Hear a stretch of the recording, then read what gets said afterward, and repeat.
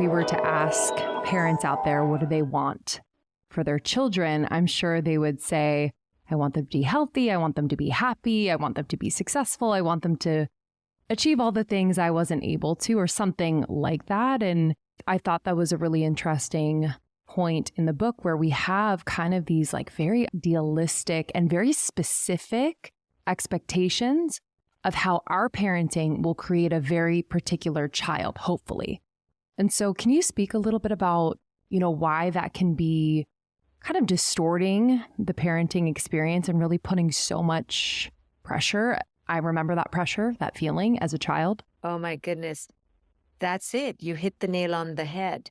Most of us were raised with parents who thought, oh, I just want. And what they're really saying is, I just want a child to fit into my movie. So most of our parents just had a movie, and we had to play in that movie and read the script to perfection. And when we were bad actors and burnt the movie set down, we were told we were bad and we needed to go get fixed, and we were punished, yelled at, shamed. So it is so much unconscious baggage that imbues the parenting journey that we have no awareness is actually the cause of the dysfunction. The child is not the cause of the dysfunction. The parent's movie is the cause.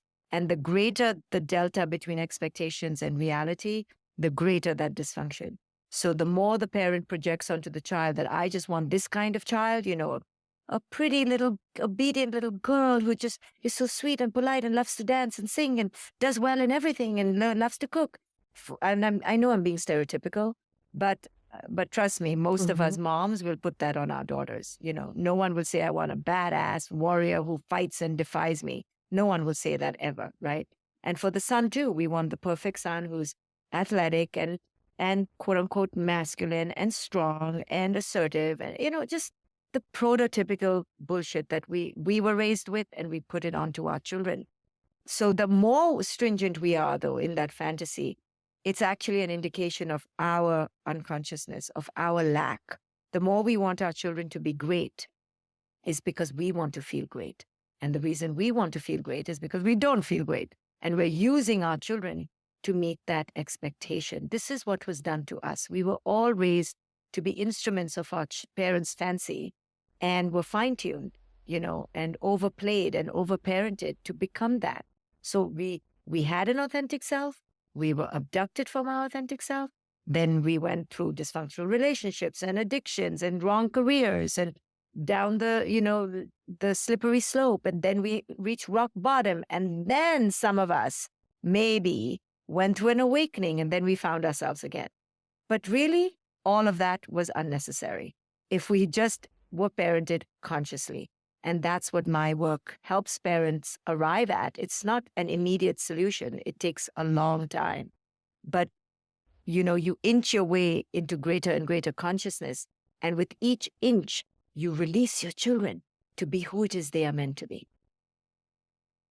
I would love to talk to the women of our community and audience that aren't yet parents and do not yet have children, because I think so much of your work, when I was reading through it, was so powerful for me because I was able to look back at sort of the patterns that I grew up in and sort of the patterns that I potentially would work through on my children or potentially put my children through. So I'd love to talk about, for those people that are not currently parents, how this work would be really helpful for them. Yeah, I wrote this book really for any human being who's interested in awakening and to look at their parenting patterns from their childhood.